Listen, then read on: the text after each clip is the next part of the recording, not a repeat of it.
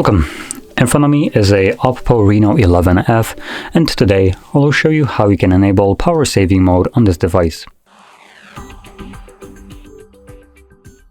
So to get started, pull down your toggles by swiping down from the top of your screen, and then swipe down once again to extend the list of visible toggles. Somewhere you should have a power saving mode. It looks like for me it's on the second page right over here, power saving mode. So once you see this, you can simply tap on it. This will enable it. And the only thing that you have to go by to know that it's enabled is just the subtle color change of the battery.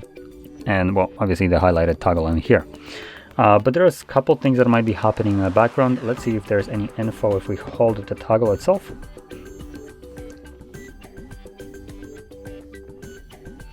So we do have a couple of things.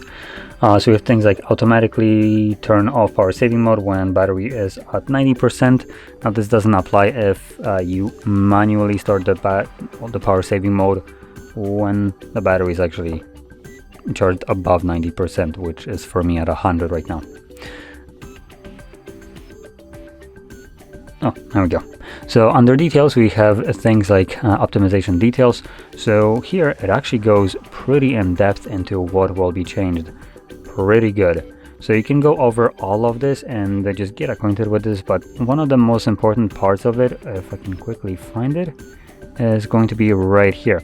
So limits background activities, disable, this doesn't matter, background syncing. So this is going to be the most important one.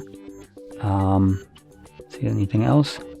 So background syncing, it's a very vague term, but what it refers to is the connection to Wi-Fi and the mobile network. So it won't be checking for updates if some applications got new notifications. So that is something that you would need to do yourself.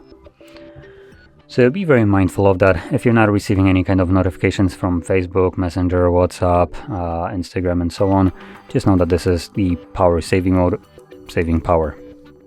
Now, once you're done with the power saving mode, you can turn it off manually by tapping on a toggle once again to basically disable it like I just did.